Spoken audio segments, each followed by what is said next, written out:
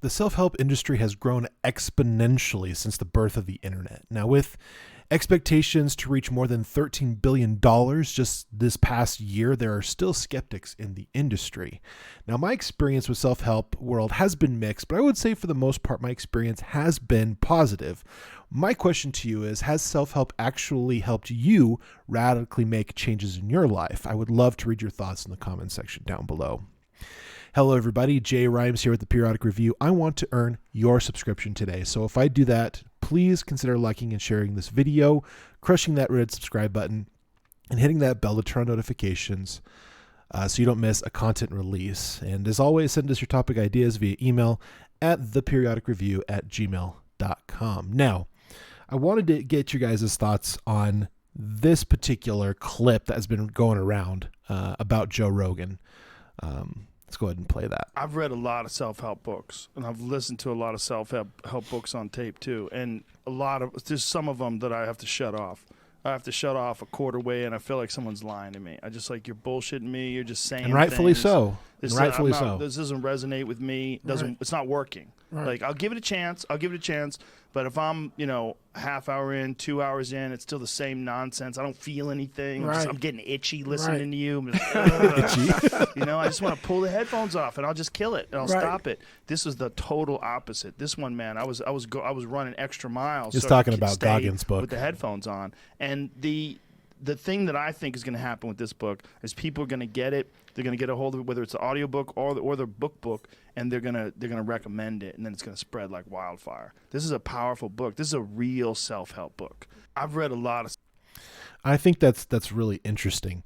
I think that the reason people get into self-help motivation world, they do it initially for the right reasons. I think individuals who are creating books, creating different programs, self-help courses, motivational courses, I think they are generally trying to be good people. I think the problem is when those who get into it and start sharing things they did not do or didn't utilize in their lives, which have not helped them or others, and being complicit in lies, which the things they encourage you to do don't actually help or even didn't help them. And I think that's something that's really important to think about.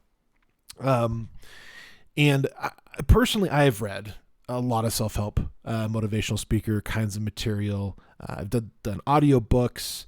And it's sad to say some of it is bullshit, and it is.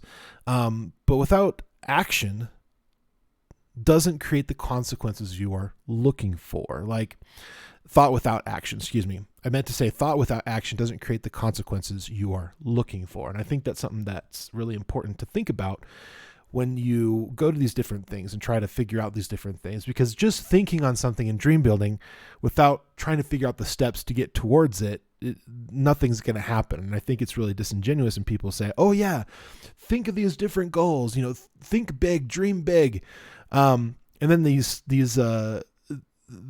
dream building sessions, they get to the point where they get out of hand, and now it's too big, and now you can't believe it. Now you're not even going to bother going through their steps because you already know in your mind, at least you believe in your mind, that you're not going to get to where you want to go.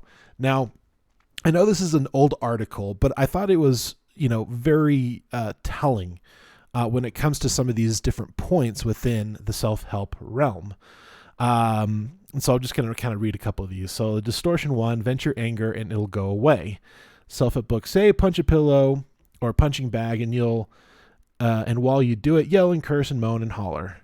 This is an advice facing the fire, expressing and experiencing anger appropriately. By Bottom W. Dell in 1995, punch it with all your frenzy you can.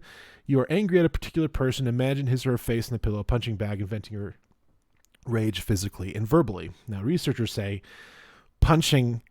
pillow punching, like other forms of vigorous exercise, might be helpful for stress management, but recent studies suggest that venting anger may be counterproductive. Venting anger just like this keeps it alive. Psychologist says Brad Bushman, PhD at Iowa State University. People think it's going to work, and when it doesn't, they become even more angry and frustrated. I experienced this. This is something that we did different activities in a training course called Impact Training, where you had to express your anger, where you had to yell and scream and bang the chair and stuff like that. And honestly, it didn't really help. It actually, honestly, for me, it actually re-traumatized all the experiences that I had with a distant father figure that I had at the time, and who was telling me I was going to be nothing. I'm not going to amount to anything in this world. I'm never going to be a positive force for humanity. Like, just all these terrible things he would actually verbally tell me. And this is because I didn't do things the way that he felt things should be done. This is, you're telling a teenager these kinds of things. And yeah, reliving that only just made it even worse. And this is after I had gone through a lot of therapy, and and I was able to, within myself, forgive this person of the things that they had verbally said to me. And it was very damaging, growing up as a kid. I really did believe the things that they said for a long time. And it wasn't until into my late 20s, early 30s that I really started to turn around and kind of get out of that funk. And so I feel like these are actually very good things, what to do instead. Better tactic, Bushman says, do anything that's incompatible with anger and aggression, including watching a funny movie, reading an absorbing novel, sharing a laugh with a friend, or listening to music. Given time, your anger will dissipate and you will be able to deal with the situation in a more constructive way. This makes sense. Psychology is science. And so when you first read these, you go, yeah, but also, it makes sense, with the human mind that you do these things, and it just is better. Self-help book says, close your mental doors behind you on unpleasant circumstances or failures you have experienced. Commands Napoleon Hill's key to positive thinking. Use your brain for controlled, optimistic thinking. Take possession of your mind and direct it to images of your choosing. Do not let circumstances or people dictate negative visual images. Research shows that when we're anxious or stressed, in other words, exactly when we need a mood boost, our minds become unable to provide one. That's because we're so preoccupied with our troubles that we don't have enough brain power left to suppress negative thoughts. And when we try to distract ourselves, pessimistic notions are the only ones that come to mind. If you're really under stress, putting yourself in a good mood by thinking positive thoughts becomes not only difficult, in fact, it backfires, and you get the opposite of what you want. This is actually very, very true. It takes me a bit to get into the right mood and the right headspace to actually visualize my goals and to visualize what I want in the future, especially if I'm at a point where negativity and pessimism and all these different things, glass half full, half empty kind of thoughts. And unfortunately, it just doesn't serve you. Do instead, you have to enlist the help of other people. Wenger says, talk to friends, relatives, or clergy, or a therapist, or anyone else who might be able to help you think about other things, or to go on a place where people are enjoying themselves, like a party or a park or the mall, and you soon feel spirits lifted. That's very, very true. Like, just like the previous one, like one of the things that I like to do is I like to watch stand-up comedy, because it gets me in a really good mood and gives me a laugh, as long as they're not being too terribly woke. Watching a funny movie, cracking jokes with my wife or my friends, or just talking to my friends in general always puts me in a good mood. Or being around people that have really positive energy. I think that's something that's really fun. Especially, when you go to places, like you go out to eat, like something that my wife and I like to do is we like to do Sunday morning breakfast. And after we eat breakfast, we sit down, we talk about the successes we've had that week, and we kind of make goals and our next steps to where we want to be to get towards our bigger goals. And we have a particular server. We request this server every single time, because this server is very, very outgoing, very positive, very happy, always has a smile on their face. And it just makes us feel good when we're around this person. And so we always ask to have this person be our server, because we can't help but to smile and say, hey, we're really glad to have you as our server. It's really, really fun.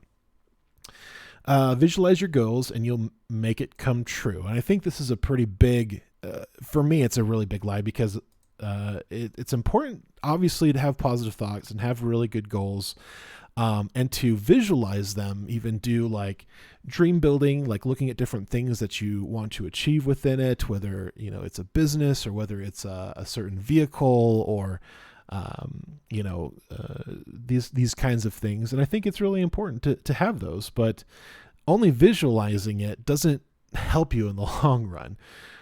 Self-help books say, hold the image of yourself succeeding, visualize it so vividly that when the desired success comes, it seems to be merely echoing a reality that has already existed in your mind. Suggest positive imaging, the powerful way to change your life.